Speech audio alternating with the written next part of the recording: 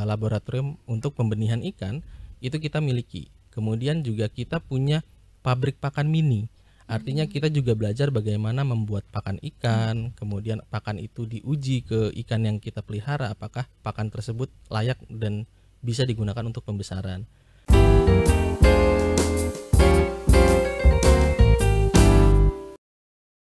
Assalamualaikum warahmatullahi wabarakatuh. Halo Sobat Polinela, senang sekali rasanya kita dapat berjumpa lagi bersama saya Heli Datasa Utami di Polinela Podcast. Dan pagi ini kita sudah bersama dengan dosen muda yang gagah dan rupawan, yaitu Bapak Aldi Huda Ferdian SPI MSI, selaku Koordinator Program Studi Budidaya Perikanan Politeknik Negeri Lampung. Langsung aja yuk kita sapa Bapaknya.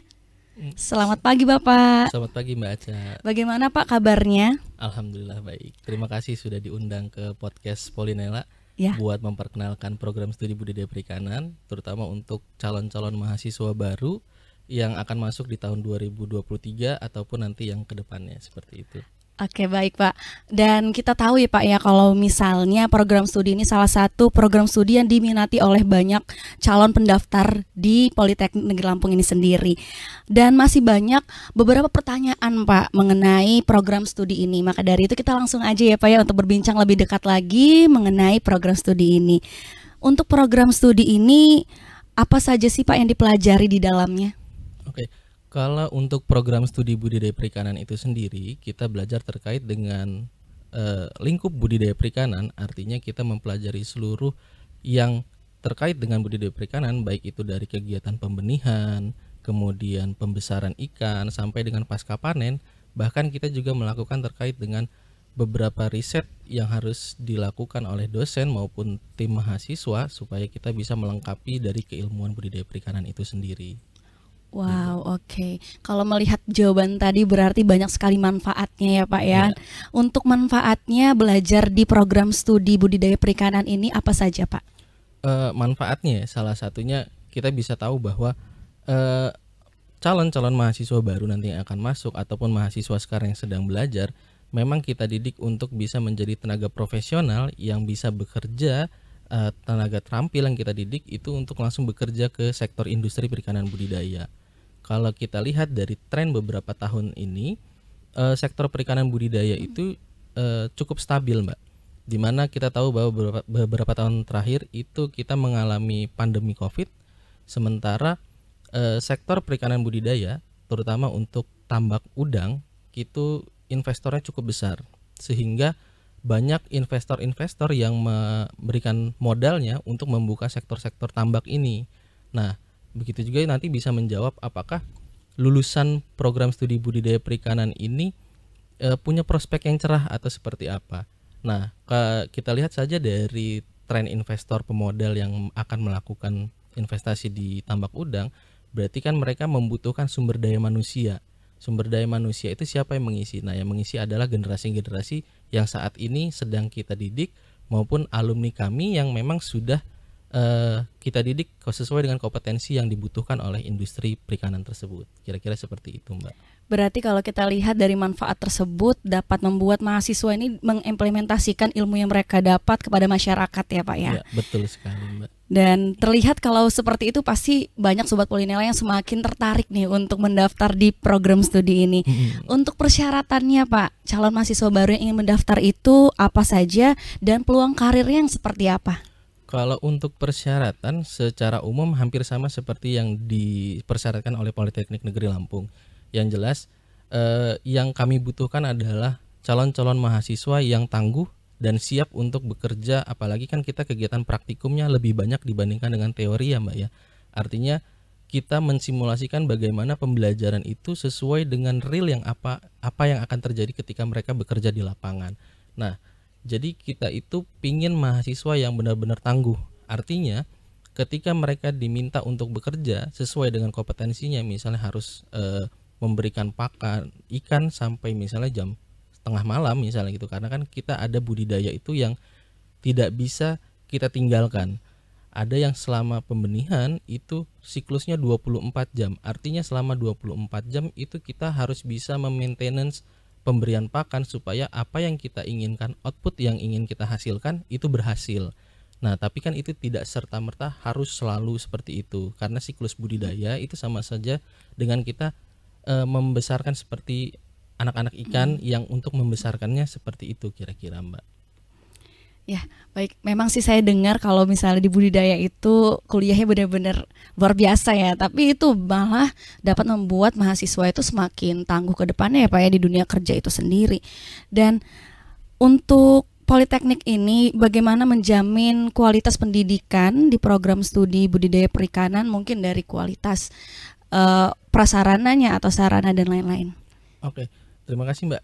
Terkait dengan fasilitas sarana prasarana pembelajaran di Politeknik Negeri Lampung, khususnya untuk program studi budidaya perikanan, kita sarananya sudah cukup memadai. Dalam artian untuk mencapai sebuah kompetensi yang kita inginkan untuk lulusan itu bisa bekerja di suatu tempat, itu minimal sudah kita penuhi. Artinya ketika mereka belajar, fasilitas yang kita punya untuk misalnya untuk sektor perikanan air tawar, kita punya laboratorium, baik itu laboratorium kesehatan ikan, kemudian laboratorium lingkungan, sampai laboratorium untuk pembenihan ikan, itu kita miliki. Kemudian juga kita punya pabrik pakan mini, artinya kita juga belajar bagaimana membuat pakan ikan, kemudian pakan itu diuji ke ikan yang kita pelihara, apakah pakan tersebut layak dan bisa digunakan untuk pembesaran. Selain itu kita juga punya teaching factory Mbak, artinya pembelajaran itu bukan hanya di dalam kelas ruangan, bukan hanya ada di dalam laboratorium, tapi kita juga punya teaching factory, artinya mini industri yang kita miliki itu ada di dalam kampus, namanya Polyfish. Nah, Polyfish itu juga terdiri dari dua divisi, ada yang namanya divisi air tawar dan juga divisi air laut. Kalau di divisi air tawar kita punya hatchery dengan kolam pembesaran yang ukuran cukup luas dan jumlahnya juga cukup banyak. Jadi mahasiswa bisa langsung belajar di Polyfish tersebut, sehingga kompetensi ketika melakukan pembesaran itu mereka sudah bisa mendapatkannya dari pembelajaran di teaching factory. Nah, kemudian untuk divisi air laut kita punya keramba jaring apung Mbak. Kalau keramba jaring apung posisi lokasi keberadaannya itu ada di Lampung juga, di Desa Hurun di Kabupaten Pesawaran. Jadi kita punya keramba jaring apung yang jumlahnya juga cukup banyak, di mana mahasiswa yang akan belajar terkait dengan ikan, komoditas-komoditas air laut itu bisa belajar langsung ke keramba jaring apung. Jadi biasanya kita memberangkatkan mahasiswa dari kampus, kita menuju ke KJA, jadi mereka bisa langsung mengasah skill dan kemampuan mereka untuk komoditas-komoditas air laut. Seperti itu Mbak, kira-kira. Menarik sekali ya, saya sampai terkagum ini mendengarnya Pak. Dan tadi kita sudah berbicara tentang keunggulan yang tidak kita ragukan lah untuk itu ya.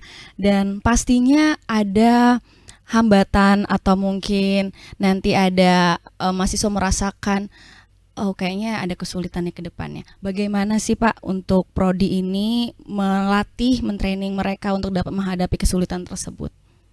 Ya baik Pak, betul. Mungkin kalau untuk terkait dengan kendala ataupun yang akan terjadi, memang yang kita rasakan adalah teknologi. Artinya kita memang harus sinergi dengan perkembangan teknologi. Begitu juga dengan sektor perikanan budidaya. Artinya di dalam kegiatan budidaya itu ada perkembangan teknologi yang cukup pesat. Contohnya saja misalnya sekarang sedang tren bioflok, kemudian juga resirkulasi. Artinya tantangan-tantangan yang ada terkait dengan teknologi itu juga kita pelajari, sehingga mahasiswa itu ataupun calon-calon alumni itu memperoleh updating teknologi minimal terkini.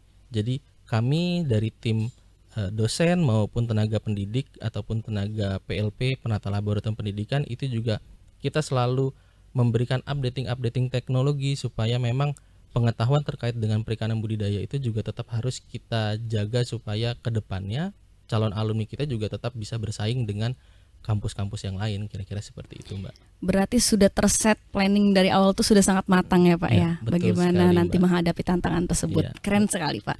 Dan berbicara tentang perkuliahannya di program studi budidaya perikanan ini, itu seperti apa Pak? Apakah banyak teori ataukah praktek? Ya, oke. Untuk budidaya perikanan sendiri karena kita memang di pendidikan vokasi ya Mbak ya. Jadi pendidikan vokasi itu memang kita dibebankan untuk kompetensi dengan skill itu harus lebih tinggi dibandingkan dengan teori. Dari kurikulum yang kita susun, Itu 70/30. Artinya 70% mahasiswa harus melakukan kegiatan praktikum dan 30%-nya diisi dengan teori-teori yang memang sesuai dengan relevan kegiatan budidaya. Nah, dari 70% itu sudah kita susun dengan kurikulumnya, seperti apa kegiatan pembelajarannya. Makanya kita menyediakan dari fasilitas tadi supaya kompetensinya juga tercapai. Artinya dari kegiatan sektor pembenihan air tawar, pembesaran air tawar sampai dengan budidaya ikan di laut, itu sudah kita sesuaikan dengan kurikulum dengan lebih banyak praktikum dibandingkan dengan teorinya. Jadi teori itu mendukung dari kegiatan praktikum saja. Jadi praktikum lebih banyak dan kuliah sebagai pendukungnya supaya seperti itu, Mbak. Berarti kalau seperti itu ini mahasiswanya benar-benar sangat memahami ya Pak ya, apa aja yang ada di budidaya perikanan ini dan khususnya ikan-ikannya ya Pak ya. Kalau bertanya betul. tentang apa saja sih ikan yang dipelajari di program studi itu? Ya, kalau untuk jenis komoditasnya Mbak ya, memang sektor unggulan dari perikanan budidaya itu sendiri. Contohnya misalnya untuk budidaya air tawar. Ya, budidaya komoditas ikan air tawar itu yang seperti kita ketahui bahwa ada ikan patin, ikan gurame, ikan lele, kemudian ada ikan mas, ikan nila. Itu adalah komoditas-komoditas yang memang sangat potensial. Artinya kita belajar bagaimana memproduksi komoditas-komoditas ini untuk tetap ada di pasaran. Artinya kita belajar untuk memenuhi kebutuhan pasar. Nah, itulah keunggulan dari sektor budidaya. Jadi kita bisa mensuplai secara terus-menerus kebutuhan pasar seperti apa, ya disuplai dari hasil kegiatan budidaya. Nah, itu yang dilakukan sama teman-teman mahasiswa dan juga alumni yang bekerja di sektor perikanan budidaya. Kira-kira seperti itu, Mbak. Jadi kedepannya memang bakal semakin melejit lagi ya Pak ya untuk program studi ini. Apalagi permintaan untuk ikan di Lampung ini sendiri besar ya Pak ya? Cukup besar Mbak. Besar sekali ya. Seperti kita ketahui bahwa memang produsen udang, salah satunya ada udang terbesar di Indonesia adalah salah satunya di Lampung. Walaupun dengan berbagai macam kendalanya, tapi tetap udang merupakan prioritas utama sektor dari ekspor udang dari Indonesia menuju ke mancanegara. Nah, dari alumni-alumni kita tuh hampir rata-rata banyak bekerja di sektor tersebut gitu. Saya beberapa dapat informasi terkait dengan alumni kita juga ada prospek kerja lulusan terutama ini Mbak ya. Jadi banyak yang bekerja di tambak, kemudian ada yang membuka usaha tambak itu sendiri. Kemudian sekarang juga ada beberapa alumni kita yang bekerja ke luar negeri untuk sektor-sektor tersebut gitu Mbak kira-kira. Jadi prospeknya juga kira-kira cukup luas gitu Mbak. Dan sangat menjanjikan ya Pak ya. Menjanjikan. Dan berbicara tentang budidaya perikanan nih Pak, kita juga kan sering dengar perikanan tangkap ya Pak ya. Itu apa Pak perbedaannya dan bagaimana sih budidaya perikanan ini dapat mempelajari keduanya? Ya, oke. Kalau untuk secara keilmuan, artinya memang budidaya adalah kegiatan yang memelihara sampai dengan ukuran tertentu untuk mensuplai pasar. Cara yang kita lakukan adalah kita menjaga sustainable keberadaan ikan di pasaran itu dengan cara budidaya. Artinya misalnya selama budidaya 3-4 bulan, artinya kita bisa memprediksi di bulan tertentu itu akan panen. Artinya stok terkait dengan ikan tersebut masih terjaga karena kita bisa memprediksi bagaimana kita budidayanya. Tapi kalau untuk perikanan tangkap, dia berdasarkan hasil tangkapannya. Ketika musim ini akan ada jenis ikan-ikan tertentu, tapi ketika musimnya tidak ada, maka jenis-jenis ikan tertentu tidak akan ada di pasaran gitu. Nah, jadi perbedaannya kira-kira seperti itu. Ada yang membudidayakan, ada yang menangkap. Kira-kira seperti itu, Mbak. Oke. Ya terbayang ya. Kayak kalau misalnya mau daftar kuliah lagi, saya tertarik nih mau Boleh, daftar di boleh. program studi ini. Cuman sepertinya sudah terlambat, jadi biarkan Pak Aldi saja ya yang menjadi koordinator dan mewakilinya. Dan tadi kita sudah berbincang banyak ya Pak mengenai program studi budidaya perikanan. Pastinya kan program studi ini juga akan memberikan sesuatu yang positif, dampak positif terhadap lingkungan. Bagaimana sih Pak program studi ini menjaga keberlanjutan lingkungan dan juga konservasi sumber daya ikan di Indonesia? Ya, baik Mbak. Terkait dengan itu memang kita juga mempelajari bagaimana kita itu harus selaras dengan alam. Artinya ketika kita mengambil air yang bersih dari alam, kemudian kita gunakan. Nah, sebelum kita mengembalikan air tersebut ke alam lagi, maka kita harus belajar bagaimana mentreatment air tersebut supaya tidak terjadi kontaminasi di alam. Artinya kita tetap menjaga kelestarian lingkungan, kelestarian alam itu dengan cara ramah dan bijak terhadap penggunaan air, kemudian penggunaan obat-obatan yang digunakan untuk menangani penyakit-penyakit tertentu. Kira-kira seperti itu, Mbak. Apakah ada Pak alat-alat ataupun sesuatu yang dapat mendukung kegiatan konservasi ini, Pak? Biasanya di dalam sebuah kegiatan farm budidaya itu minimal ada satu kolam yang disediakan untuk instalasi pengolahan air limbah. Ataupun kalau misalnya di hatchery untuk meminimalisir penggunaan air, itu kita menggunakan updating teknologi menggunakan sistem resirkulasi aquaculture. Artinya air yang kita gunakan itu kembali kita recycle, kemudian air tersebut bisa kita gunakan kembali untuk kegiatan budidaya untuk dalam waktu tertentu, misalnya 6 bulan atau 1 tahun sekali baru kita ganti airnya. Artinya penggunaan air itu sebijak mungkin kita lakukan supaya memang komoditas yang kita pelihara itu tetap berlanjut, kemudian juga penggunaan air dari alam itu juga bisa kita minimalisir. Kira-kira seperti itu, Mbak. Wow, jadi program studi ini tidak hanya mengedepankan kepentingan mahasiswa namun juga lingkungan ya Pak ya, agar kedepannya lingkungan di Indonesia khususnya Provinsi Lampung ini dapat terus berkembang dengan sangat baik. Tadi kita sudah berbincang banyak nih Pak. Mungkin mahasiswa ataupun calon mahasiswa ingin mendengarkan pesan dari Pak Aldi selaku koordinator program studi ini. Ya, baik, terima kasih Mbak Aca. Buat teman-teman dari calon mahasiswa baru Politeknik Negeri Lampung, tetap semangat. Kami dari program studi budidaya perikanan mencari talenta-talenta unggul yang kira-kira akan mengembangkan dirinya untuk sektor kegiatan budidaya perikanan.